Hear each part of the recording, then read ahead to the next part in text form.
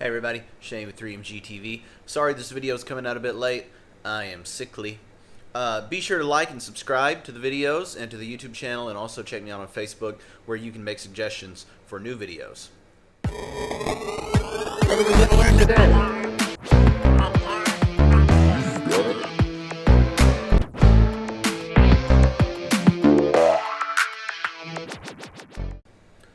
So this video comes suggested kind of by text message. A friend of mine texted me the other day, and she was playing at the piano bar, and she said, in so many words, "Help!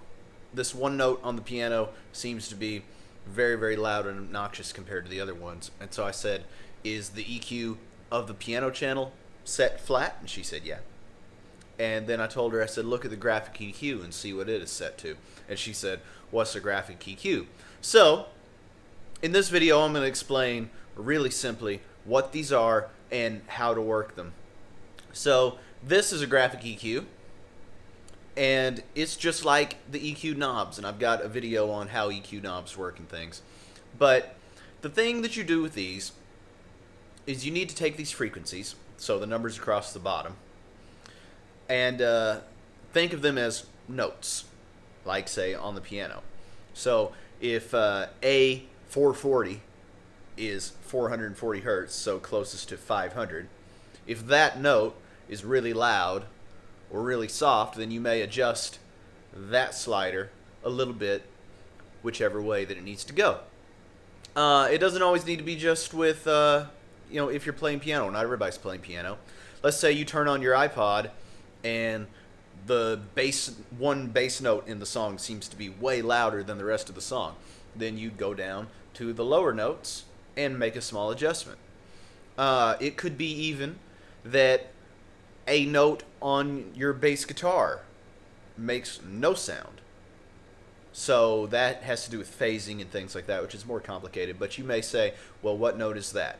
And you'll go down here to one of these and adjust and see if you can compensate for it being a bit phased out. A lot of times if you turn it up a little bit, then that'll break the phasing issue and it'll come back. Some things you don't want to do with a graphic EQ. If they're all in the middle, that's flat. That's where you want to start. If you ever see one and it looks like a smiley face, that's not going to be what you want. It's just not. 16K is like air. It's whistly sounds. It's nearly higher than we can actually hear. So when you see one of these and they've got this one turned all the way up and this one down here turned all the way up, those are not the most usable sounds. And their idea is that they think the highs and the lows in their car, and I want more highs and I want more lows. But this is a bit more of a finely tuned setup. So where you might think the highs in your cars are more realistically in this 2K and 4K area. So if you want to have more articulation and make it a little bit more glassy, if you will, then those are the spots that you're going to do that. And also, when dealing with the graphic EQ, it goes this one to what, plus 12 or 15.